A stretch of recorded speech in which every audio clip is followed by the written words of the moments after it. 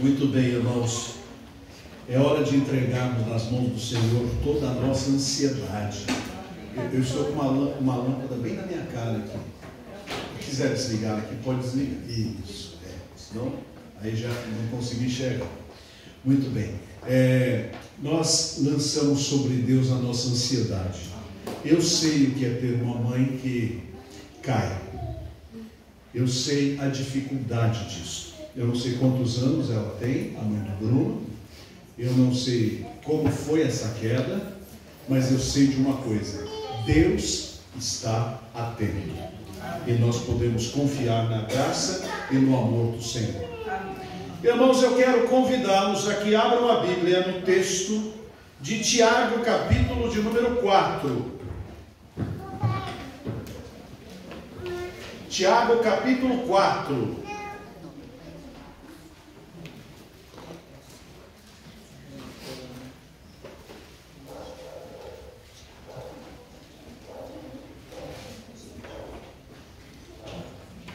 Tiago 4, versos 17 e 18.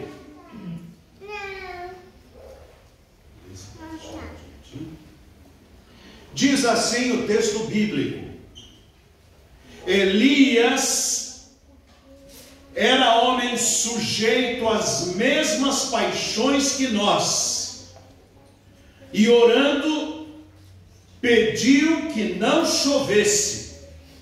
E por 3 anos e 6 meses não choveu sobre a terra.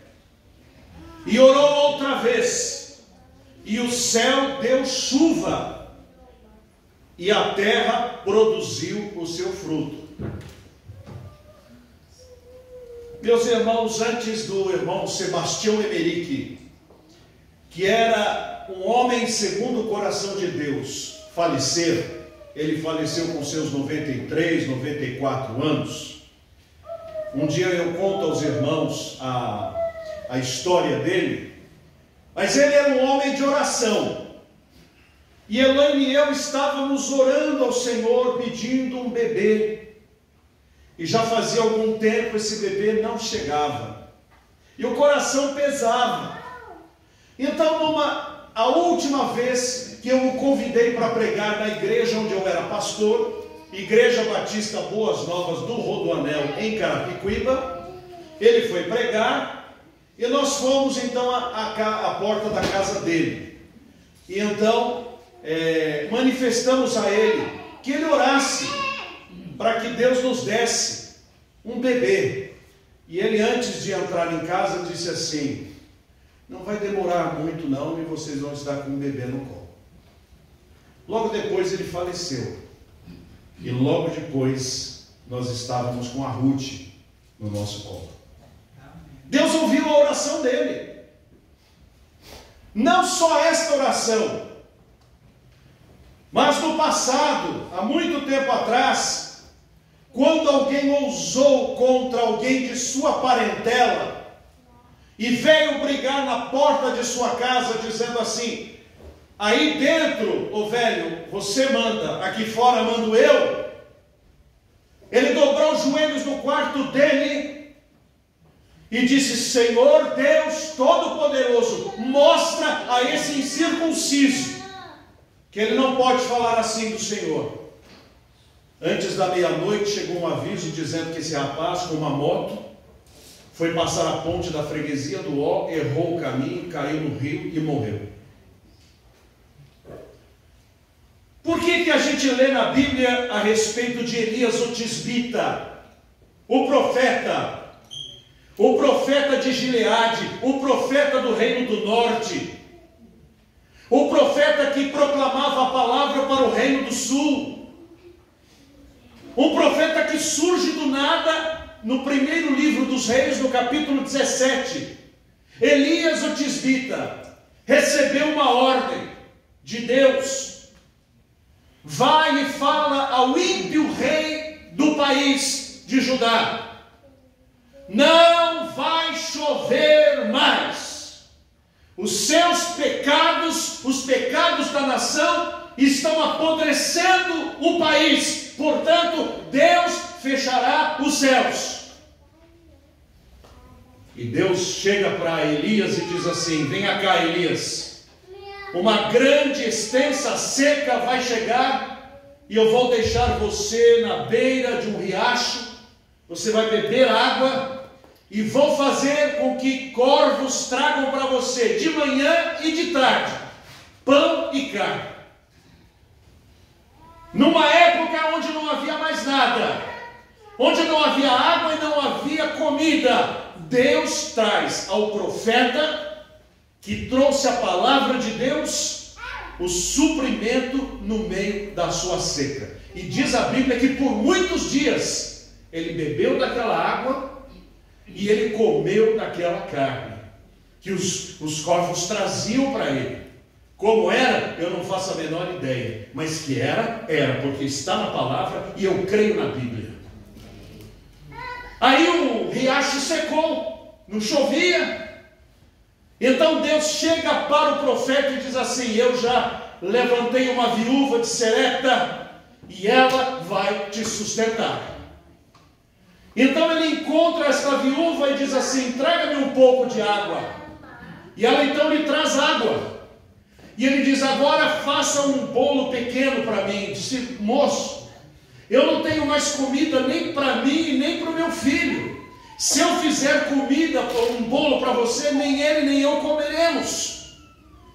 E então o profeta diz assim: fique tranquila, porque enquanto durar esta seca, não vai acabar o azeite da botija e nem a farinha, mas primeiro faça o bolo para mim.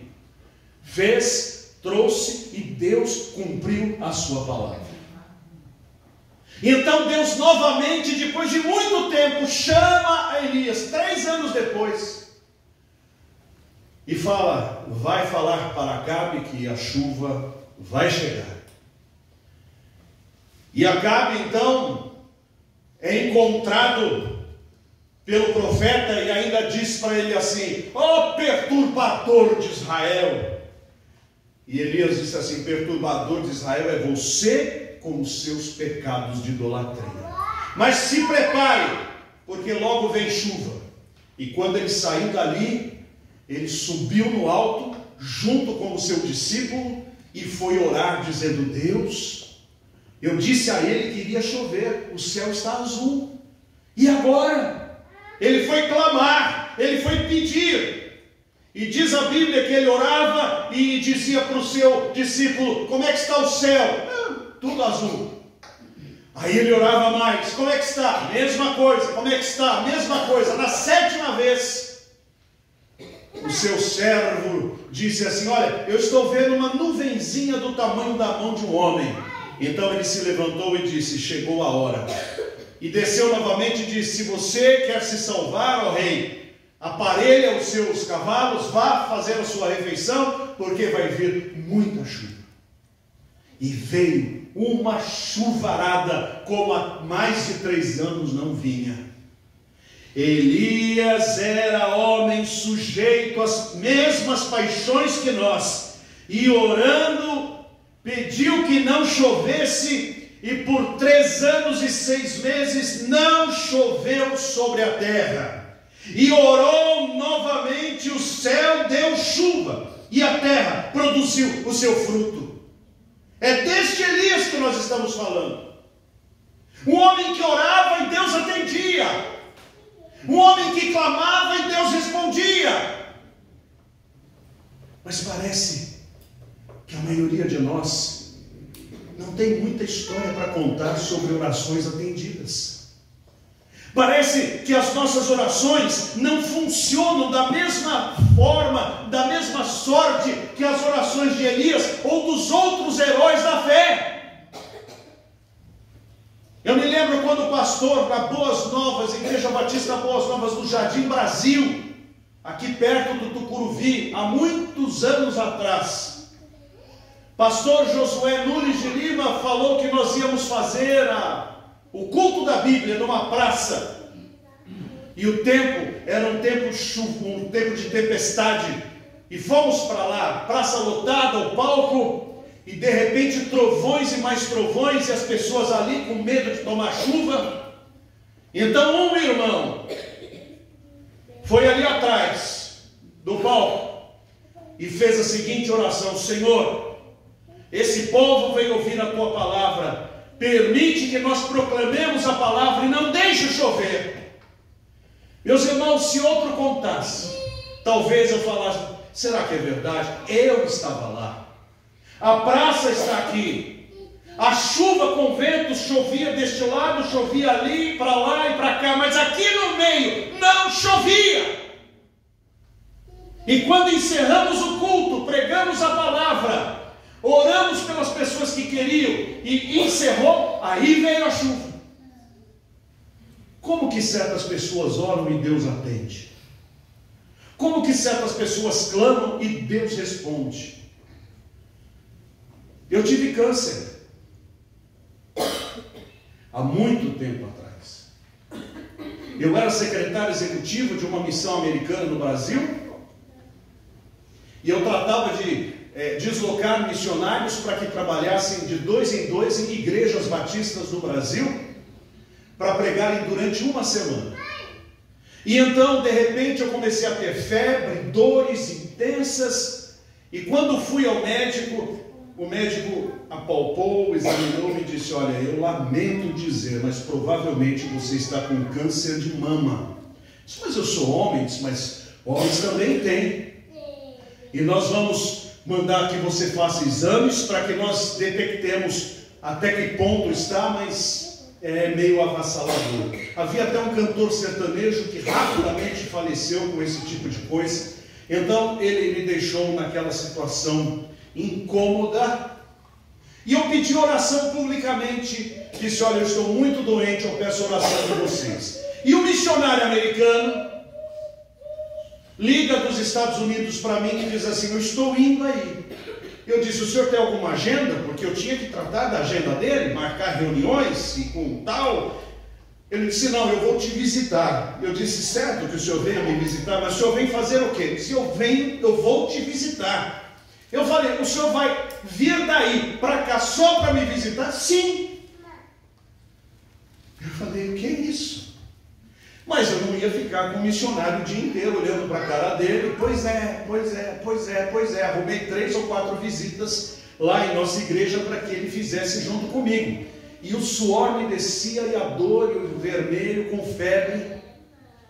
E numa das casas, casa da irmã Lia e do irmão Manuel, me lembro até hoje, o pastor Ralph Mitkauf comigo, estávamos ali, e de repente o pastor Ralph ficou vermelho. Ele já era branco, ficou vermelho.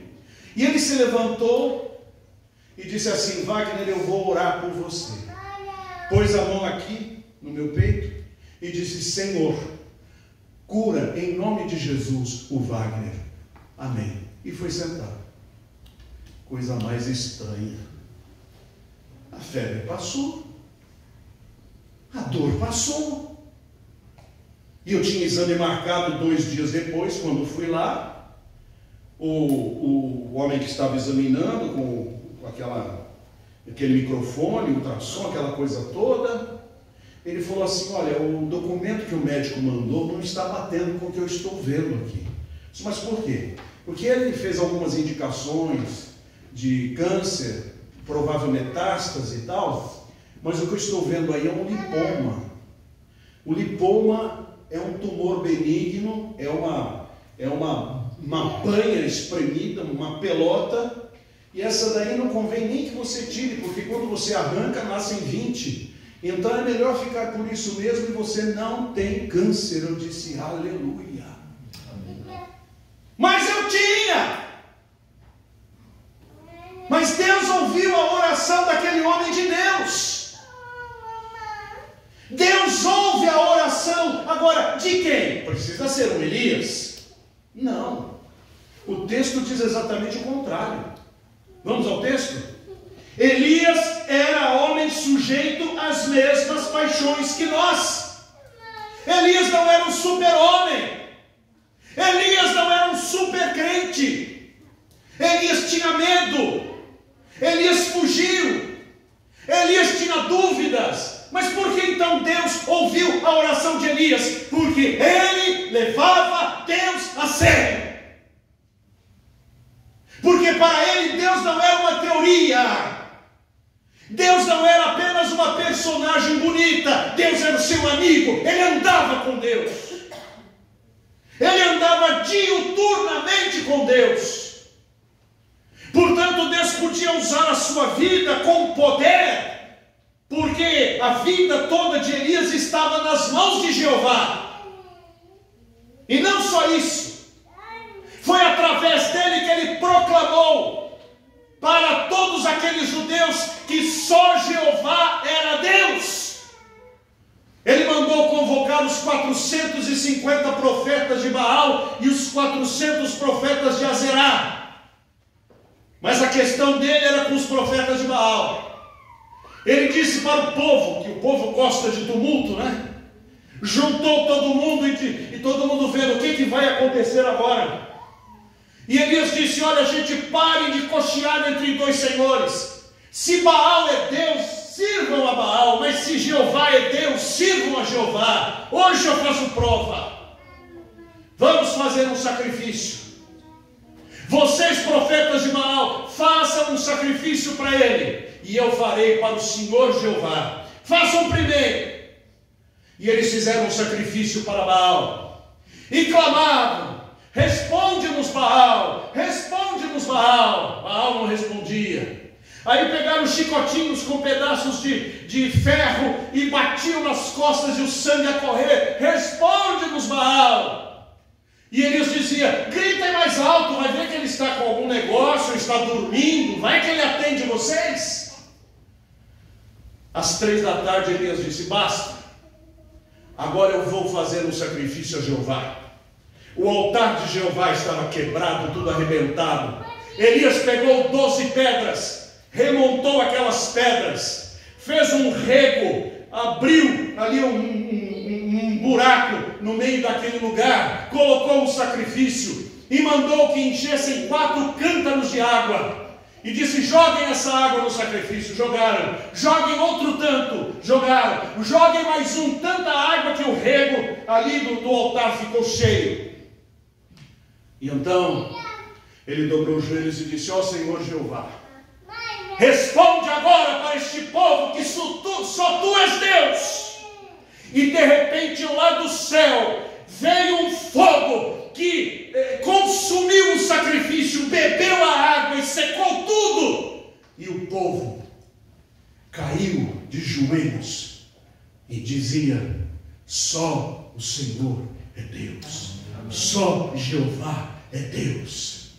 E então Elias, no poder do Espírito Santo, se levantou: se só Jeová é Deus, e se esses 450 judeus estão ensinando vocês a adorarem as imagens de escultura, cumpram a lei, acabem com eles. Esse era Elias. A rainha ficou sabendo disso e mandou um recado, disse assim: façam-me os deuses outro tanto, se amanhã por estas horas eu não fizer com você o que você fez com os meus profetas. E Elias, que estava cheio de força, cheio de poder, agora com a ameaça da Jezabel, ele treme na base. E o que é que ele faz? Foge, vai para o deserto, e está tão abatido que ele para debaixo de um zimbro e faz uma oração, diz: Senhor, eu quero morrer, eu não sou melhor do que os meus pais, eu não sou melhor que ninguém. E dormiu o sono da depressão. O anjo de Deus chega e o acorda: Elias, levanta e come. Comeu o que no deserto? Quando Deus manda levanta e come, Deus traz o pão, Deus traz a água, e Deus trouxe. E ele comeu, mas ele estava tão abatido, porque Elias era um homem sujeito às mesmas paixões que nós. E ele novamente entrou no sono da depressão. E novamente Deus, na sua infinita misericórdia, no seu plano eterno que não pode ser quebrado, desperta o profeta e diz: Elias, levanta e come, porque o teu caminho será sobremodo longo. E ele comeu, e ele bebeu, E com a força daquela comida e bebida, ele caminhou 40 dias para o monte de Deus, para o monte Horebe.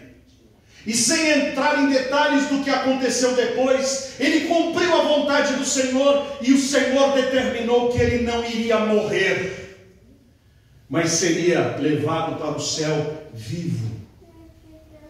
E depois de vários acontecimentos, num redemoinho de fogo, como uma carruagem de cavalos de fogo, Elias sobe para o céu, à vista de Eliseu e à vista dos profetas da escola de profetas.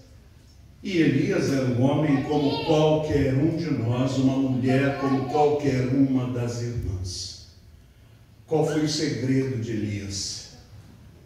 O segredo dele foi levar Deus a sério, foi adorar a Deus de verdade, foi obedecer a palavra, foi não olhar para a direita e nem para a esquerda, foi não dar vez ou voz para os seus medos, mas confiar que Deus tinha todo o poder nos céus e na terra, e que ele não deveria ter medo de rei, ter medo de soldado, ter medo de ninguém, porque se Deus é conosco, ninguém será contra nós. Amém. E então Deus pode responder também às suas orações, meu irmão.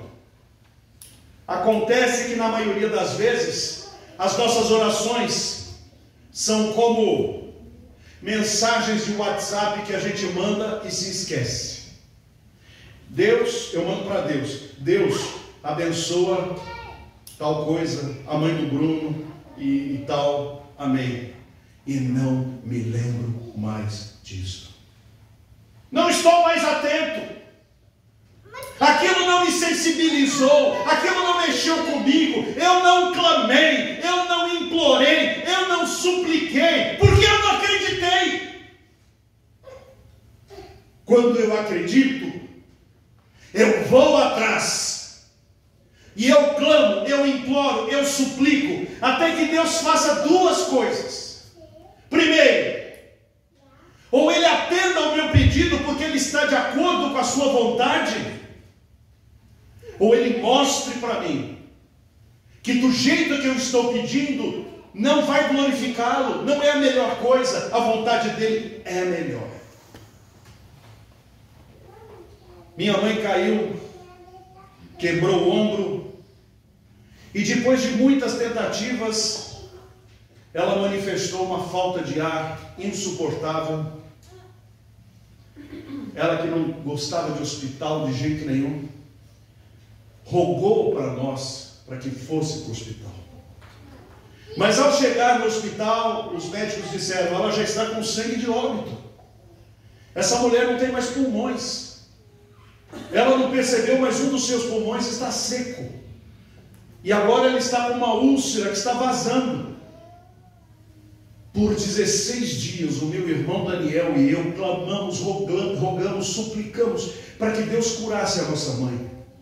E aquela situação de porta de hospital é assim: de manhã, boletim médico, ela teve uma leve melhora, a gente festeja. Chega de tarde, ela teve uma leve pior, a gente chora. E nós ficávamos assim, de boletim em boletim. Até que no 16º dia, comendo alguma coisa na lanchonete da Beneficência Portuguesa, junto com meu irmão, nós chegamos à seguinte conclusão: estamos pedindo errado. Porque se Deus quer encerrar a biografia de nossa mãe agora, nós estamos detendo esta graça do Senhor por causa da nossa vontade. A vontade dele é melhor. Vamos entregar a nossa mãe para Deus e que seja feita a vontade dele. Então naquela lanchonete, Daniel e eu entregamos nossa mãe para o Senhor e fomos embora para casa. No meio da viagem eu senti um desconforto e falei, Daniel, volta imediatamente para o hospital. Quando chegamos lá, o médico disse, olha que coisa, ainda bem que vocês voltaram, a sua mãe está tentando morrer e não consegue.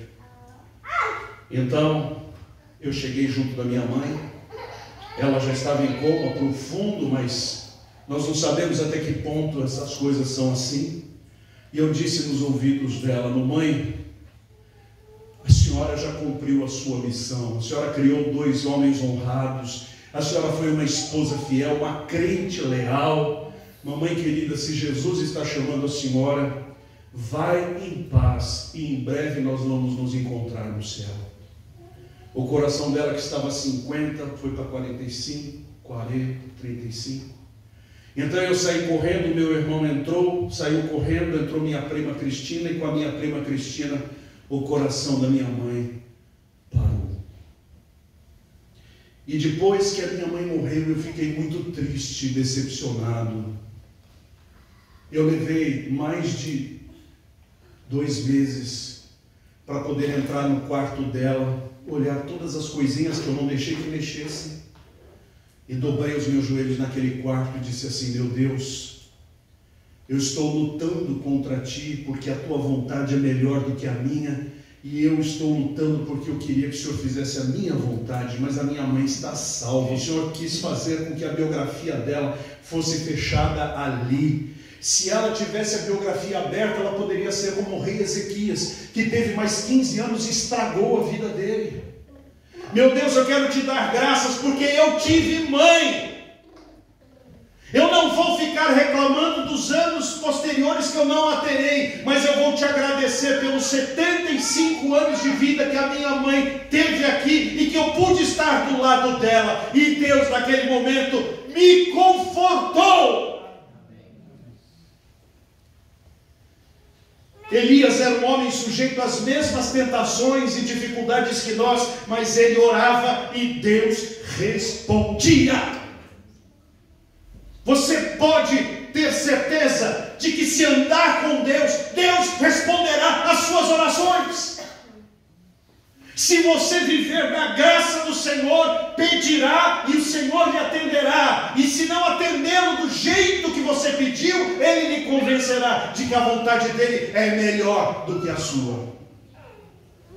Meus irmãos, precisamos aprender a orar outra vez, a clamar de novo, a implorar de novo.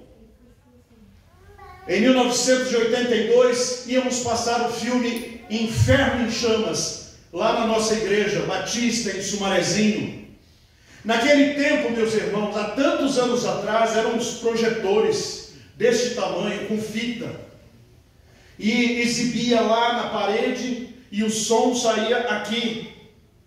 E de repente, meus irmãos, o negócio enganchou, a fita enrolou e foi comendo, e a igreja cheia de gente para ouvir a mensagem.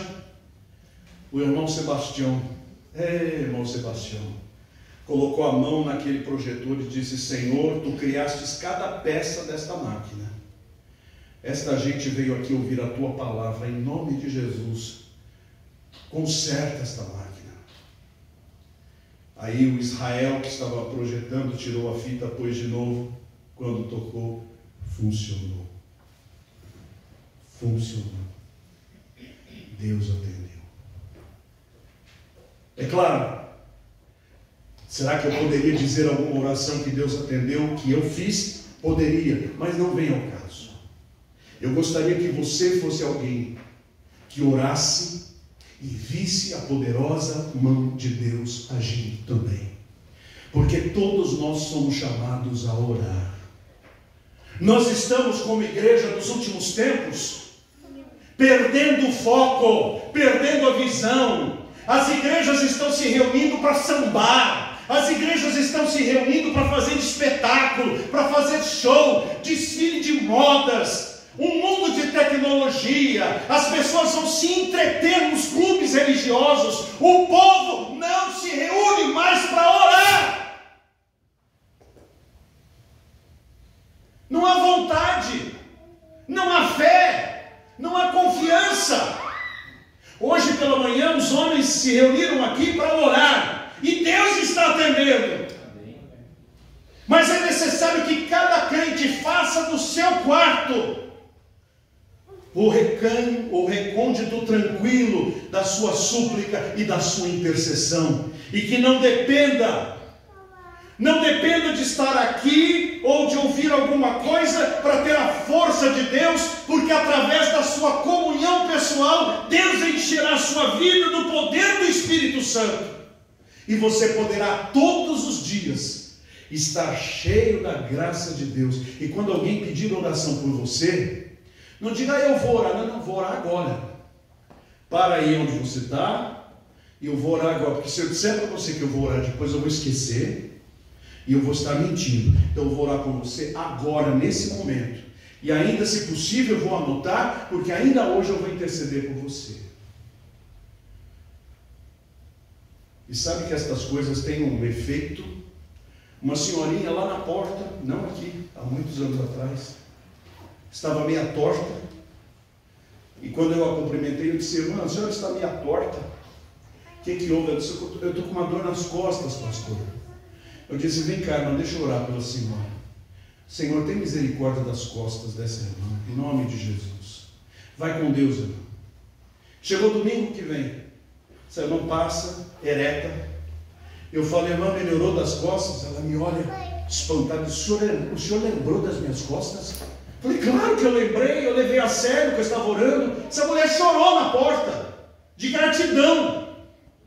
Porque a maioria de nós pede tanta oração, nem sabe se alguém orou, e muitos que pedem oração para nós sequer fizemos uma oração. Porque nós não somos mais acostumados a orar. É hora de voltarmos a orar. Falar com Deus, clamar a Deus. Porque Elias era homem sujeito às mesmas paixões que nós. Mas orando, parou de chover. E orando de novo, Deus deu chuva. Muito pode a oração de um justo nos seus efeitos. Você pode ser um homem ou uma mulher cuja oração Deus vai atender. Mas como é que Deus não atende? Havia um antigo cântico que dizia assim: Senhor, quem entrará no teu santuário para adorar? Quem tem as mãos limpas e um coração puro, que não tem vaidades e sabe amar. Quem tem as mãos limpas e um coração puro, que não tem vaidades e sabe amar. Você quer que Deus responda às suas orações? Tenha as mãos limpas. Não use as suas mãos para o pecado. Você quer que Deus atenda às suas orações? Tenha um coração puro. Purifica-me, ó Deus. Sonda-me, ó Deus, e conhece o meu coração. Prova-me, ó Pai, e conhece os meus pensamentos e sentimentos. Prova-me e vê se há em mim algum caminho mau e guia-me pelo caminho eterno. E me ensina a amar. Amar como Jesus amou. Amar de verdade. Não amar só de palavras. Amar de verdade. Amar do fundo do coração. Amar com atitude.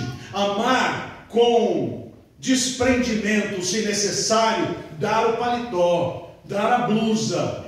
Porque somos família de Deus. Meus irmãos, Deus quer que o irmão tenha orações atendidas.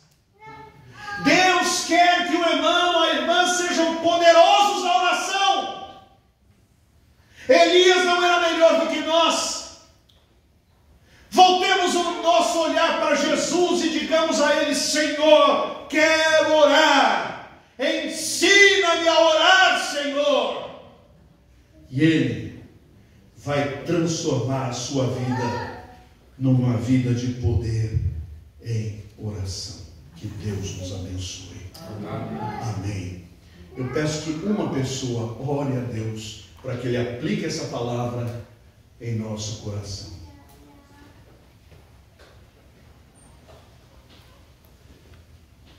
Não há ninguém? Senhor Santo, eterno Deus, Pai querido, te agradecemos, ó Pai, pela Tua palavra que foi entregue, Senhor Deus. E que neste momento agora, Senhor Deus, que ouvimos a Tua palavra, Senhor Deus, nos alimentamos, que nós possamos, Senhor Deus, a cada dia colocar em prática, Senhor Deus, em nossas vidas. Amém. Que nós possamos, ó Pai, a cada dia confiar mais em Ti, Senhor. Amém. Que nós possamos, Senhor Deus, Te buscar, ó Pai, cada dia mais, não só quando nós estivermos tristes, Senhor Deus, mas todos os dias da nossa vida, Senhor Deus. Que nós possamos, ó Pai, a cada dia, Senhor Deus, Te louvar e exaltar. Amém. E glorificar o Teu santo e poderoso nome. Amém. Senhor, neste momento também eu quero aproveitar, Senhor Deus, Senhor Deus, uma bênção especial, ó Pai, mais uma vez pela mãe do nosso irmão Bruno, Senhor Deus. Não sabemos como está, mas Tu sabes, Senhor Deus, que o Senhor possa estar preparando, Senhor Deus, todos os médicos, assim exames, seja, Senhor Deus, Pai. que não venha acontecer nada grave, Pai, mas que também, Senhor Deus, esse momento, ó Pai, de dificuldade, aquela mulher, Senhor Deus, possa reconhecer que o Senhor Assim não seja, dela, Senhor.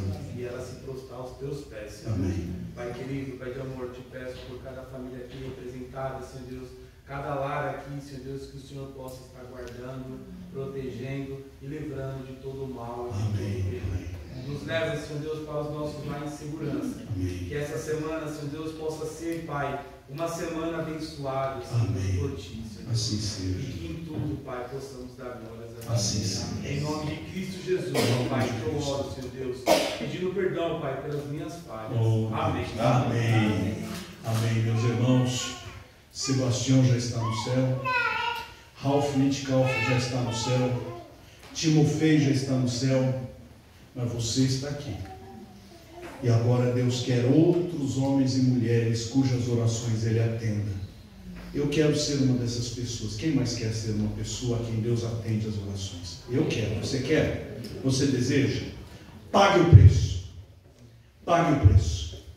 Viva só para Jesus. Não olhe nem para a direita nem para a esquerda. Pague o preço. Porque se pagarmos o preço, Deus irá, com a graça dele, atender as nossas orações. Amém. Tu és fiel, Senhor, meu Pai Celeste. É um hino que vai ser projetado, que nós vamos cantar de pé. Vai ser o último hino dessa noite. Eu acredito que os irmãos conhecem. Vamos abaixar um pouco o teclado. Senão, nós não nos escutamos.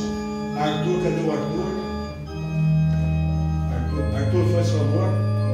Vem manejar aqui para mim.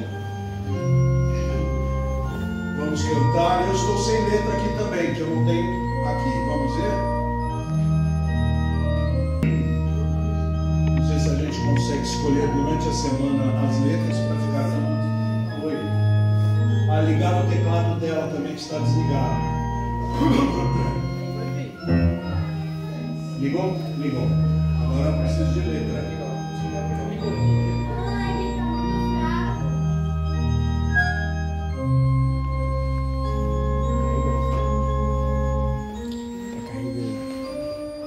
Deu?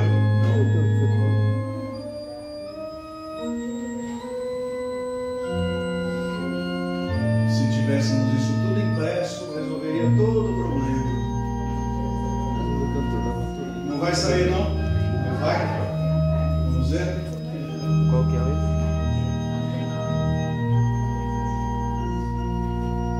Quando acontecem coisas assim, é hora de sorrir. É hora